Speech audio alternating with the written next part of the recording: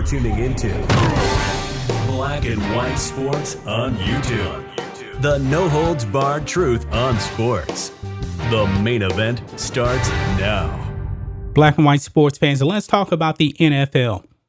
Now, we found out a couple of days ago that the NFL was going to go even more woke than they were last season. Now, folks, I truly believe this will be a disaster for the NFL as they're going to double down on the wokeness.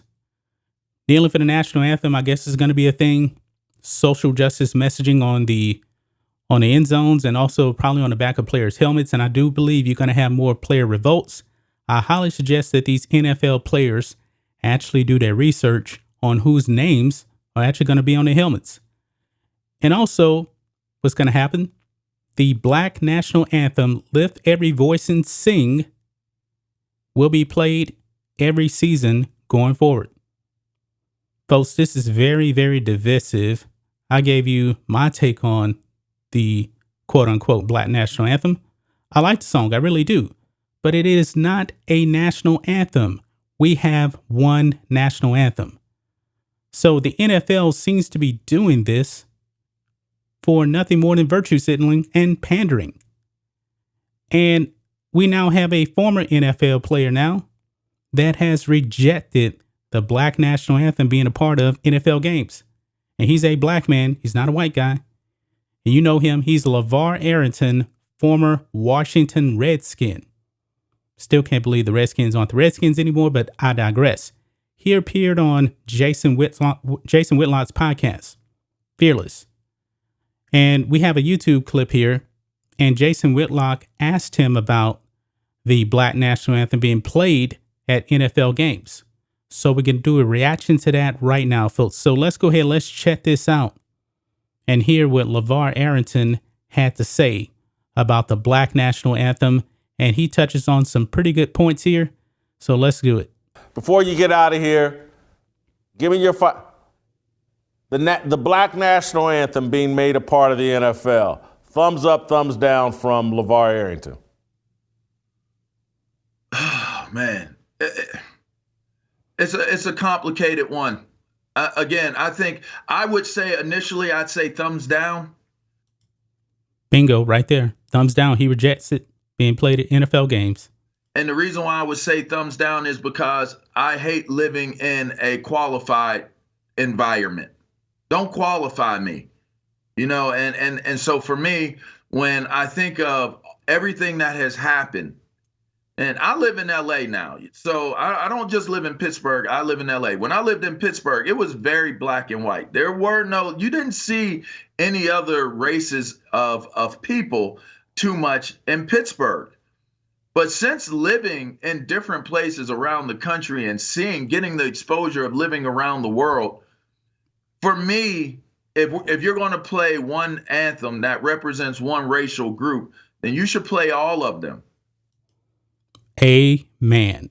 Amen. So the NFL, you're telling me that, I guess Cuban people don't matter. Why don't you play the Cuban national anthem? People from Hong Kong, why don't you play their national anthem? Native Americans. I mean, if you're just going to pander to one side of the aisle, why are you alienating the other races out there that aren't white? Good point by Lavar Arrington here. For Polynesian families, for Mexican families, for Middle Eastern families, for Asian families, I think that it should be something that encompasses all the races that are represented, because you know what? All the races that are represented, guess what? We have one. It is called the Star-Spangled Banner. The Star-Spangled Banner isn't just for white people. It is for all Americans. I was in the Navy. I saluted the flag. When the national anthem was played, I stood at attention. I didn't view the song or the flag as something just for white people. Okay? It is for everyone. And I wish that the NFL would stop all of this, because the national anthem represents the United States of America. And that encompasses all races of U.S. citizens. To me, the qualifier here is we're trying to make sure that one race of people feels good about who they are, while in some cases, in some regard, if you really take a step back and think about it, it begins to alienate other races of people, and they're not even white. And so to me, is that what we really want to represent? Because to me, as a black man, I want to represent what a black man represents, which is ultimately, hopefully, what every other black man and other person wants to represent as well, which is having a unified front. Because at the end of the day, I look at myself as an American. Like, I always call myself the All-American. I'm an All-American, Whit. So that national anthem, although some will argue and have their theories and concepts as to why that's not our national anthem, I'm American. That's been earned by my ancestors. When they were doing things in the field and we were not recognized as 100% human beings, as peoples with by Democrats, by the way, just pointing that out. With rights, they paid that cost. They paid that price. I'm going to walk in that with dignity and pride, and I'm going to be upright, and I'm going to be a unifying force. So I want to connect with people on a unifying front. It doesn't have to be based off of a race in specific. It's based off of people. And as long as I look at it from that scope and that lens, to implement the Black National Anthem to pre-games at this point, to me, that's a contradiction of my identity and my belief system, because I don't want to alienate myself for the simple sake or the simple fact that people can say black people are important. To me, I want us to be important. Us meaning whoever it is that lives right. Right has no color. Neither does wrong. So to me, I want to live within the right. I don't necessarily need to be qualified, because of what's going on with the injustices and the social systems and the merits of who's making decisions and who's the president and who's all that stuff. That doesn't matter to me, because ain't none of them paying my bills, Whit. Wow, that's some good stuff there from Lavar, Arrington, guys.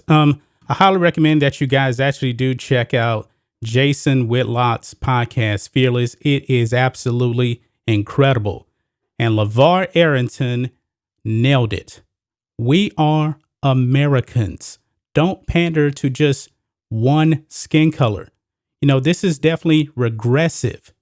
This is actually the kind of stuff that can bring you back to a Jim Crow style era here, when you're actually playing the Black National Anthem before the United States of America's national anthem.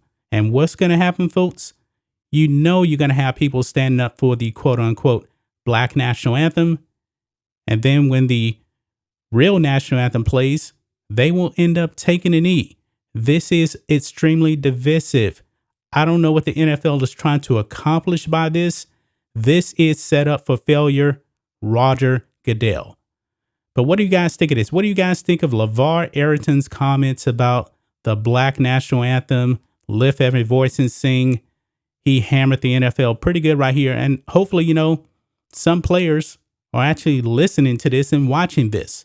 Maybe Roger Goodell will probably end up watching this video. I highly doubt it, though. But the NFL is just trying to pander, trying to virtue signal, and they forget that we are supposed to be a unified country. We're not supposed to be pandering, just to white people, just to black people, just to Asian people, just to Hispanic people. We're supposed to be united. And the NFL is doing nothing but virtue signaling to one side of the aisle and alienating the other minorities in this country, namely Hispanics. I believe Lavar said Polynesians. I guess their anthems don't count, right? I guess it doesn't count. That's just my thoughts on this. What do you guys think of this, Black and White Sports fans? Let us know what you think about all this in the comments. Make sure you subscribe to Black and White Sports, and we'll catch you next time.